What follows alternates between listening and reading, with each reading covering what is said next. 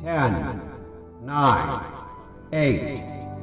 औज़ुबिल्लाहिमिनश्शैतानिर्रजीम बिस्मिल्लाहिर्रहमानिर्रहीम। इंडिया ने चंद्रयान 3 लॉन्च किया।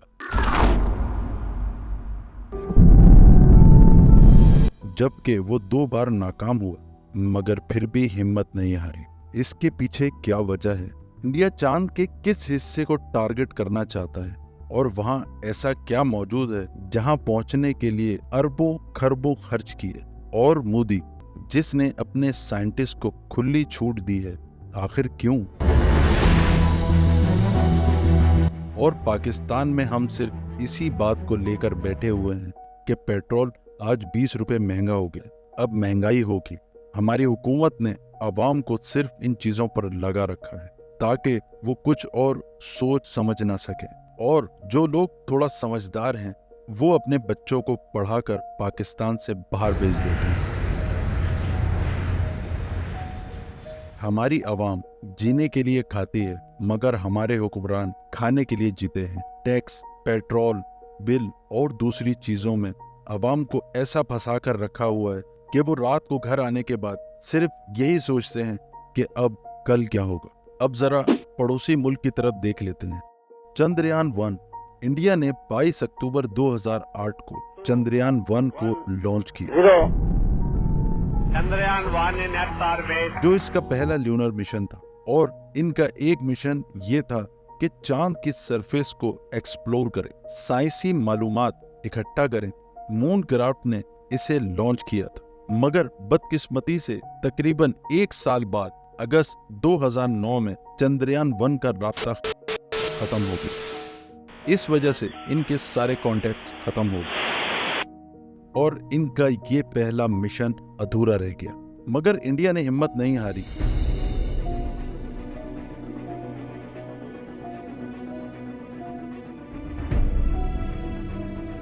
और अपनी नाकामी से बहुत सी अचीवमेंट हासिल की। इस तजुर्बे से इन्हें टेक्नोलॉजी और स्पेस एक्सप्लोर करने में बेतहाशा इजाफा हुआ।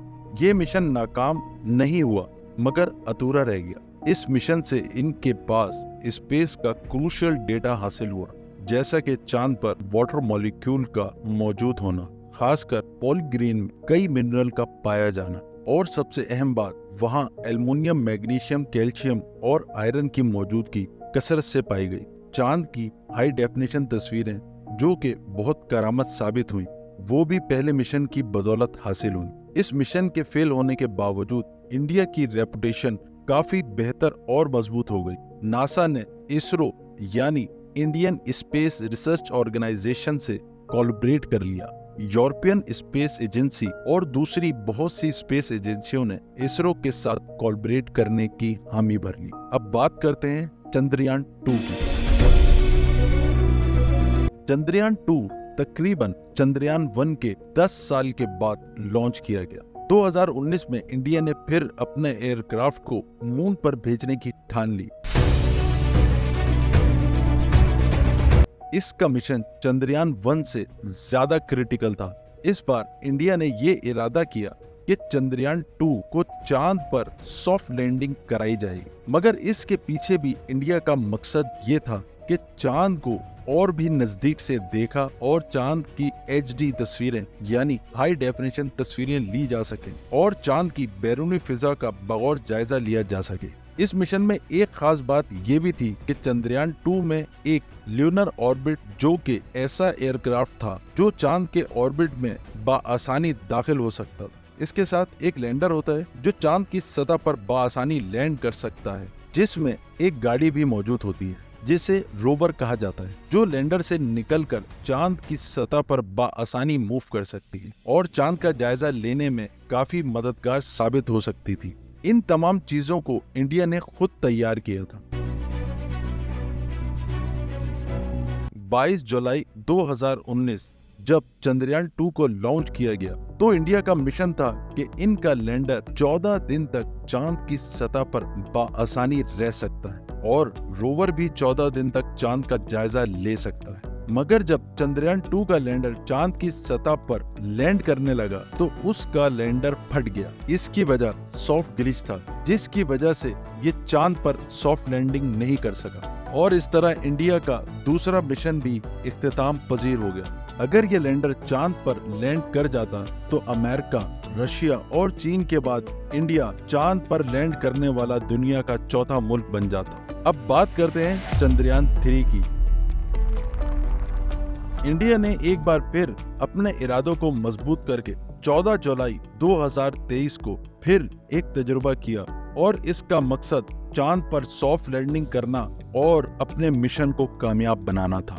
और इस मकसद के लिए इंडिया ने 14 जुलाई को अपना चंद्रयान 3 मून क्राफ्ट लॉन्च कर दिया। चंद्रयान 3 के वही तमाम मकासद थे जो चंद्रयान 2 के थे, लेकिन इस बार इंडिया ने अपने एयरक्राफ्ट में कुछ खास तब्दीलियां की हैं। जैसा कि चंद्रयान 2 के मिशन में ऑर्बिटर, लैंडर और रोवर थे, लेकिन चंद्रयान 3 में ऑर्बिटर नहीं है, सिर्फ लैंडर और रोवर हैं। ऑर्बिट इस बार नहीं भेजा गया, वो इसलिए कि चंद्रयान 2 का भेजा हुआ ऑर्बिट आज भी चांद के गिर्द चक्कर लगा रहा है। ये कम्युनिकेशन और ट्रेंड मैपिंग के लिए इस्तेमाल होता है। लैंडिंग प्रोसेस को बेहतर तरीके से अंजाम देने के लिए चंद्रयान 3 में lander header detection and evidence कैमरे जैसे 2 कैमरे मौजूद हैं, जबकि चंद्रयान 2 में एक कैमरा फिट किया गया था। चंद्रयान 3 में जो लैंडर इस्तेमाल हुआ है उसका नाम विक्रम लैंडर है, जिसकी लेंथ पहले से ज्यादा लंबी और स्ट्रॉन्ग है ताकि लैंड करते वक्त कोई हादसा पेश न आए। इसमें एडिशनल सेंसर और सोलर पैनल लगाए गए हैं। चंद्रयान 3 का लॉन्च व्हीकल भी अपग्रेड कर दिया गया है, जो बाहुबली रॉकेट के नाम से है, जिसका वजन 1750 किलो है, जिसमें रोवर भी शामिल है। हालांकि रोवर का अपना वजन 26 केजी है। लैंडर और रोवर चांद पर 14 दिन के ऑपरेशन के लिए डिजाइन किए गए हैं। चंद्रयान 3 चांद पर 1 महीना 10 दिन पर लैंड करेगा। 23 अगस्त को इसकी चांद पर लैंडिंग मुतवक्का है, जबकि 50 साल पहले अमेरिका का अपोलो एयरक्राफ्ट सिर्फ 4 दिन में चांद की सतह पर पहुंच गया था। मगर इंडिया ने चंद्रयान 3 के लिए एक अच्छा इकदाम किया कि उन्होंने चांद पर पहुंचने के लिए वो रूट चुना जो अर्थ ग्रेविटी को इस्तेमाल करते हुए खुद को चांद की तरफ घसीटता है। एक सवाल ये उठता है कि लैंडर और रोवर वापस आएंगे या नहीं, तो इसका जवाब है नहीं। ये 14 दिन अपने मिशन मुकम्मल करने के बाद यहीं पर रह जाएंगे जब तक कोई एस्ट्रोनॉट इसे लेने के लिए वहां पहुंच न जाए। एक और खास बात, चांद पर ऑपरेशन का एक दिन जमीन के 14 दिन के बराबर होता है, तो इस लिहाज से इनका ऑपरेशन चांद के एक दिन के बराबर होगा। चंद्रयान 3 को चांद पर भेजने के लिए जो लागत आई है वो तकरीबन 615 करोड़ रुपए बनती है। अब सवाल ये पैदा होता है कि बार बार नाकामियां देखने के बाद इंडिया चांद पर पहुंचने की कोशिश क्यों कर रहा है? तो इसकी वजह यह है कि चांद के साउथ पोल रीजन पर बर्फ की मौजूदगी पाई गई। हमें चांद का हमेशा नॉर्थ पोल नजर आता है, साउथ पोल नजर नहीं आता, क्योंकि वो चांद की बैक साइड या चांद की दूसरी तरफ है, जहाँ बर्फ के बहुत से ज़खायर मौजूद हैं। बर्फ का मतलब है पानी और पानी का मतलब है हाइड्रोजन और ऑक्सीजन। ये दोनों रॉकेट फ्यूल में इस्तेमाल होते हैं। यहाँ अगर पानी मुकम्मल तौर पर डिस्कवर हो जाता है तो यहाँ जिंदगी के आसार बढ़ सकते हैं, जिसके बाद पानी को पीने के काबिल बनाया जा सकता है ताकि जाने वाले एस्ट्रोनॉट वहाँ पर ज्यादा देर कयाम कर सकें। अगर इंडिया साउथ पोल पर पानी ढूंढ लेता है तो इंडिया दुनिया का पहला मुल्क बन जाएगा जिसने चांद के साउथ पोल पर कदम रखा। इंडिया की स्पेस पे दिलचस्पी लेने की एक और वजह ये भी है कि ये स्पेस इंडस्ट्री $500 बिलियन की इंडस्ट्री है और 2040 तक ट्रिलियन डॉलर में कन्वर्ट हो जाएगी। जबकि पाकिस्तान को अपना सैटेलाइट चांद पर भेजने के लिए चाइना की जरूरत पड़ती है, जबकि दुनिया के दूसरे ममालिक अपना सैटेलाइट चांद पर भेजने के लिए इंडिया का इंतखाब करते हैं। और अगर इंडिया सॉफ्ट लैंडिंग कर लेता है तो इंडिया को स्पेस इंडस्ट्री में जो बूस्ट मिलेगा उसका हम तसव्वुर भी नहीं कर सकते। तो तलाफी टीवी के दोस्तों, आपने सुना पड़ोसी मुल्क से हमारी दुश्मनी अलग जगह, मगर इंडिया बहुत काम कर रहा है और हमारे पाकिस्तान में ऐसा कोई काम नहीं हो रहा। इसकी वजह सिर्फ ये है कि लोग रोटी, कपड़ा, मकान, इनको कुछ और सोचने का मौका ही नहीं मिलता। अल्लाह से दुआ है कि अल्लाह पाक हमारे पाकिस्तान को तरक्की अता करे, मगर उसके लिए अल्लाह ताला ने ये फरमाया है कि जो कौम अपनी हालत नहीं बदलती, अल्लाह भी उसकी हालत नहीं बदलता। अब तक के लिए इतना ही, मिलेंगे अगली वीडियो में। अभी इजाज़त दीजिए, इस यकीन के साथ कि आप अपना, अपने बच्चों का और ख़ासकर अपने वालिदैन का बहुत ख्याल रखें। अस्सलामु अलैकुम व रहमतुल्लाह।